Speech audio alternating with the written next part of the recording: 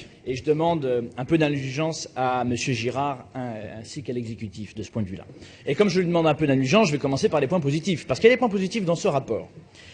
Je voudrais les noter. D'abord, premièrement, un vrai effort a été commis par la ville dans le domaine du parc automobile. Vous me direz, vu la politique anti-voiture qui est menée par la ville depuis quelques années, il fallait être corporate. Il y a un effort aussi qui est mené sur la fusion, le rapprochement des corps. Et c'est la loi qui engage la ville de Paris à le faire, et la ville le fait. Pour siéger avec Pierre Oriacombe à la commission consultative des services publics locaux, je dois constater que le rapport de la CRC dit vrai. Ensuite, un dernier point, et n'y voyez pas malice, un dernier point positif, c'est sur les indemnités et les frais de représentation de mandat des maires d'arrondissement, dont on parle également au même titre que les emplois au cabinet de la maire de Paris, Maud Gatel vient de le dire.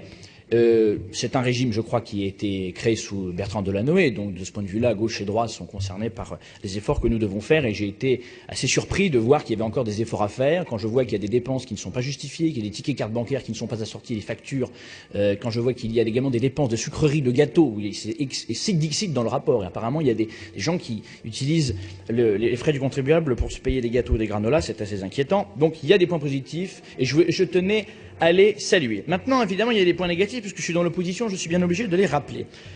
Premièrement, sur la masse salariale, cela a déjà été dit, donc je ne veux pas être redondant. Je voudrais simplement noter quand même, c'est que même si la masse salariale se stabilise, il y a plusieurs problèmes. D'abord, le régime des indemnités accessoires qui continue d'augmenter.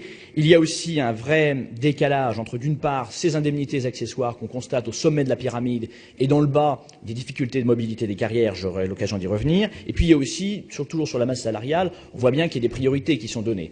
D'un côté, entre 2012 et 2015, une augmentation vertigineuse des effectifs et des moyens qui sont donnés à la DICOM, plus 30%, et de l'autre, 30% seulement pour la direction de la propreté et de l'eau. On voit tout de suite où est la priorité de la ville de Paris dans le domaine des effectifs. Ensuite, je reviens sur la mobilité des carrières, sur l'évaluation, sur les primes qui sont accordées aux agents de la ville de Paris. Le rapport dit très justement une chose, qui est que c'est pas le même service qui fait l'évaluation et qui accorde les primes. D'un côté, c'est la DRH, de l'autre, c'est le secrétariat général de la ville de Paris, ce qui, à mon avis, est très nuisible à la progression de la rémunération de nos agents, notamment au bas de l'échelle. Ensuite, il y a un problème au niveau de la formation. Le rapport tire la sonnette d'alarme sur l'université des cadres, 530 000 € de masse salariale pour des conférences dont il est difficile d'évaluer la pertinence et l'efficacité pour la formation et pour la qualité de nos agents. Ensuite, une place très importante, moi je tiens vraiment à attirer l'attention de l'Assemblée là-dessus, sur la place très importante, trop importante, qui est accordée aux cadres issus de la fonction publique d'État. Encore 30%, c'est beaucoup trop à mon avis. La ville de Paris a énormément de potentiel, et énormément de talent en interne et qu'il faut faire progresser. Toujours sur le point donc de mon deuxième point sur la mobilité des carrières. Ensuite, sur le temps de travail.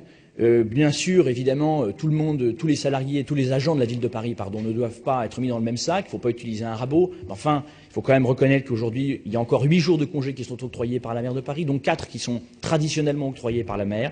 C'est trop. Je le dis, c'est trop. On ne peut pas être une ville exemplaire si nous ne sommes pas exemplaires en termes de temps de travail.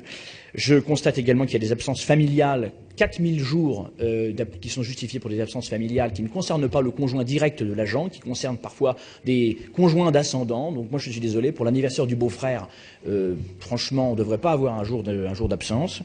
Je rappelle quand même que tout ce problème de temps de travail coûte très cher à la ville, et l'équivalent de 2000 emplois, ça coûte 74 millions d'euros chaque année.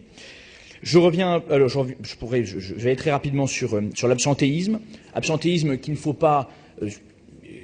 aussi expliquer par la difficulté de certaines tâches, de certaines missions. Je pense notamment dans le milieu scolaire, au collège.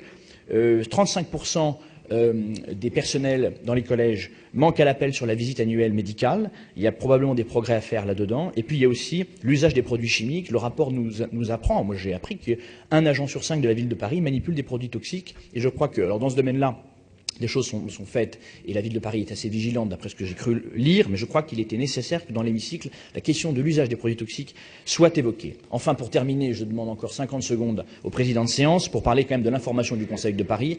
L'information du Conseil de Paris dans le domaine budgétaire comme dans le domaine des effectifs de la ville de Paris n'est pas suffisante. La Chambre régionale des comptes a raison de dire qu'il manque un document clair, direction par direction, corps par corps. Conclure. je termine, Rapidement. sur les suppressions, sur le nombre de suppressions annuelles, sur le nombre de créations et sur les perspectives d'économie que l'on peut escompter chaque année. Voilà le sens de l'intervention que je voulais faire dans le cadre de cette communication. Je vous remercie.